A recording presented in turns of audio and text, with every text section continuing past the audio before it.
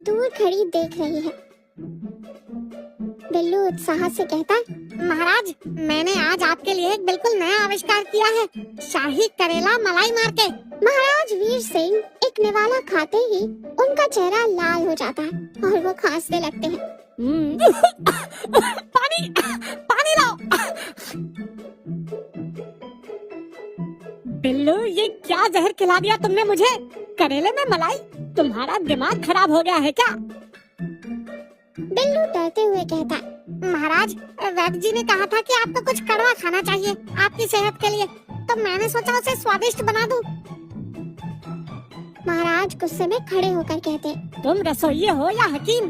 कल को तुम घास फूस में काजू डालकर खिला दोगे। तुम्हारी इस बेवकूफी ने मेरा स्वाद बिगाड़ दिया।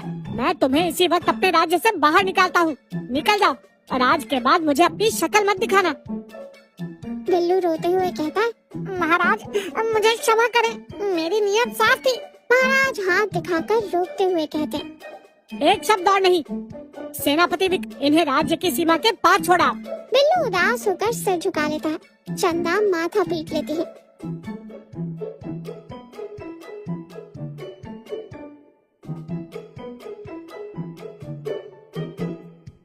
बिल्लू और चंदा राज्य से बहुत दूर एक घने जंगल के बीचों बीच बैठे हैं। चंदा लकड़ियां इकट्ठा कर रही है और गुस्से और व्यंग में कहती है, मैंने 1000 बार कहा था राजा को राजा ही रहने दो, उन्हें अपना हेल्थ इंस्पेक्टर मत बनाओ।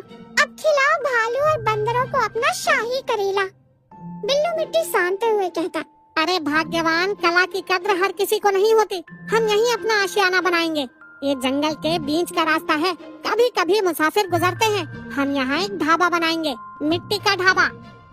चंदा हंसते हुए कहती है, वाह, जंगल में ढाबा, इसके उद्घाटन में किसे बुलाओगे? शेर जी को या हाथियों के झुंड को?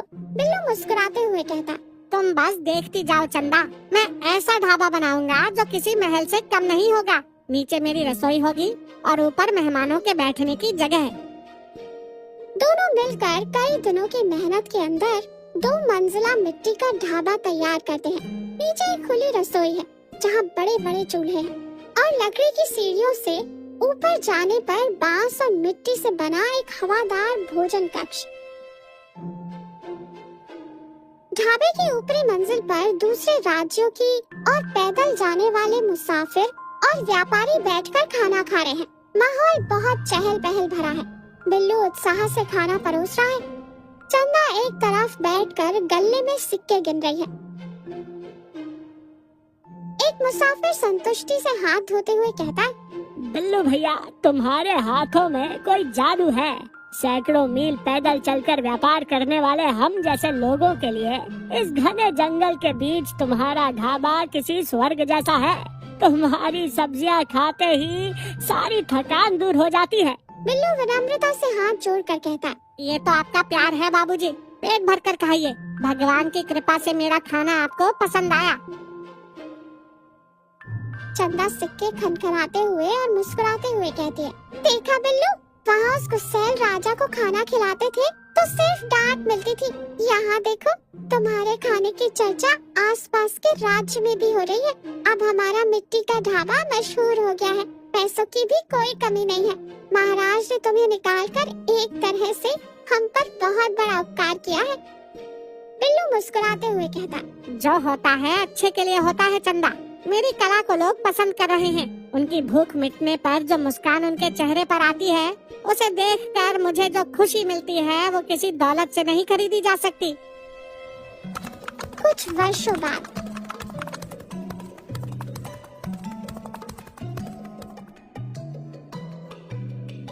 महाराज वीर सिंह और सेनापति विक्रम शिकार खेलते खेलते अपनी सेना से बिछड़ गए हैं।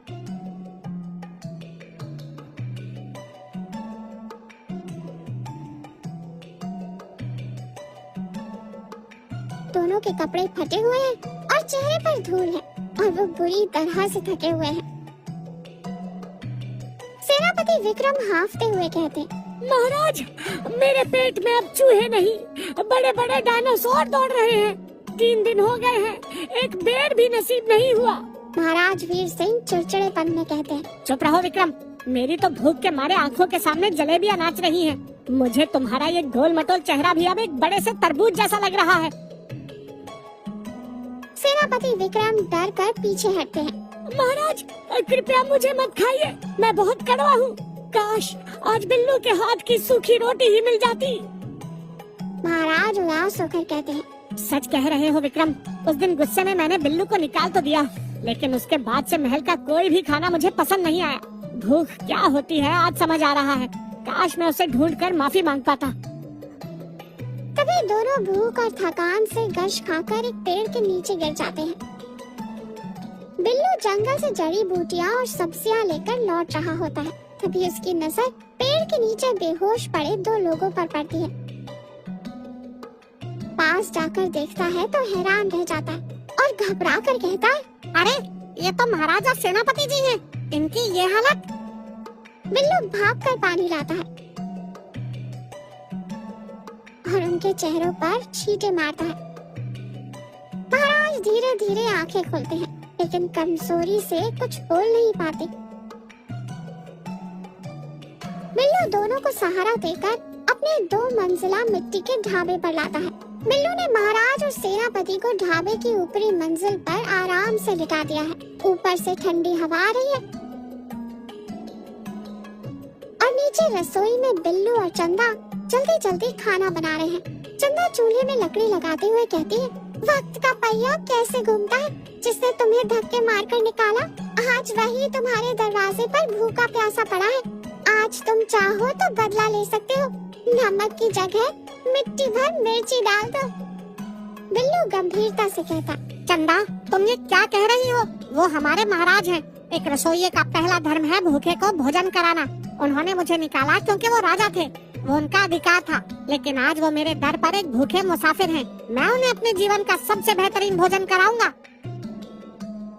ऊपर की मंजिल पर खाने की खुशबू से सेनापति विक्रम की नींद खुलती है। सेनापति हवा में नाक सिकोड़ते हुए कहता है, महाराज उठिए, क्या आप भी स्वर्ग पहुंच गए? यहाँ से भुने हुए मसालों और शुद्ध घी की खुशबू आ रही है। महाराज उठकर बैठ जाते हैं। विक्रम, मुझे लगता है मैं कोई सपना देख रहा हूँ। इस घने जंगल में ऐसी खुशबू। तभी लकड़ी की सीढ़ियों से बिल्लू और चंदा मिट्टी के बड़े बड़े बर्तनों में गर्मा गर्म खाना लेकर ऊपर आते हैं। बिल्लू सिर झुकाकर कहता, महाराज का इस छोटे से सेवक के मिट्टी के ढाबे में स्वागत है। महाराज हैरत से आंखें फाड़ कर कहते, बिल्लू तुम, ये सब क्या है? चंदा मुस्कुराते हुए कहती है, महाराज ये जंगल का ताजमहल है, जिसे आपके इसी पागल रसोइये ने सिर्फ मिट्टी और प्यार से बनाया है। नीचे हमारी दुनिया यानी रसोई है और ऊपर स्वर्ग यानी भोजन कक्ष। महाराज आप बहुत कमजोर लग रहे हैं, पहले कुछ खा लीजिए, बातें बाद में होंगी। बिल्लू उनके सामने पत्तल बिछाता है। गर्मा गर्म बाजरे की रोटी, शुद्ध देसी घी, लहसुन की चटनी और ताजी सब्जियों का साग परोसता है। सेनापति बिना सोचे समझे खाने पर टूट पड़ते हैं। महाराज मैं तो कहता हूँ राज्य यहीं ले आइए, क्या स्वाद है। और खाना मुंह में ठूसने लगते हैं। महाराज पहला निवाला मुंह में रखते हैं। उनकी आंखें बंद हो जाती हैं। भूख और खाने के बेहतरीन स्वाद से उनकी आंखों से आंसू छलक पड़ते हैं। बिल्लू घबरा कर कहता, क्या हुआ महाराज, क्या कुछ कड़वा लग गया? महाराज रोते हुए मुस्कुरा कर कहते, नहीं बिल्लू, आज मुझे एहसास हो रहा है कि अहंकार का स्वाद कितना कड़वा होता है और क्षमा का कितना मीठा। मैंने एक छोटी सी गलती के लिए एक ऐसे इंसान को निकाल दिया जिसके हाथों में जादू है और दिल में इतना प्यार। 3 दिन की भूख ने मुझे बता दिया कि अन्न ही सच्चा भगवान है और उसे पकाने वाला सबसे बड़ा कलाकार। चंदा हल्के से ताना मारते हुए कहती है, चलिए महाराज, देर आए दुरुस्त आए। वैसे इस बार खाने में करेला नहीं है, निश्चिंत होकर खाइए। सब हंस पड़ते हैं। माहौल हल्का हो जाता है। महाराज भोजन करके तृप्त हो चुके हैं। वो बिल्लू का हाथ पकड़कर कहते हैं, बिल्लू तुमने मुझे सिर्फ खाना नहीं खिलाया, तुमने आज मुझे एक नई जिंदगी और एक बहुत बड़ा सबक दिया है। मुझे माफ कर दो मेरे दोस्त, अपना सामान बांधो।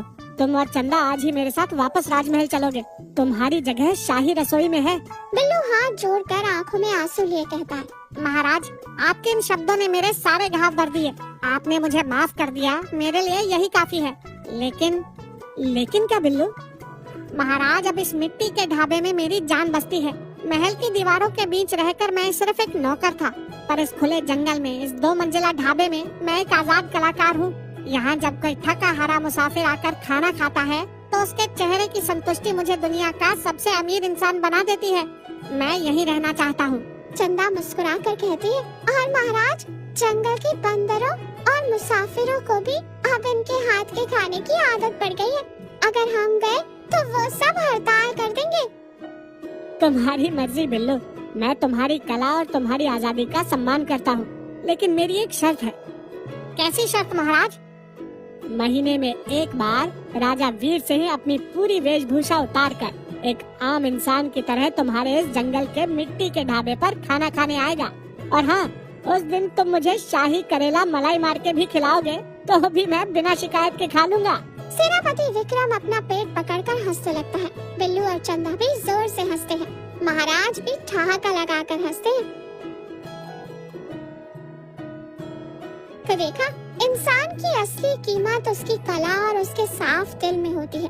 क्रोध और अहंकार हमें अपनों से दूर कर देता है, लेकिन क्षमा और प्रेम बड़े से बड़े घाव को भर सकते हैं।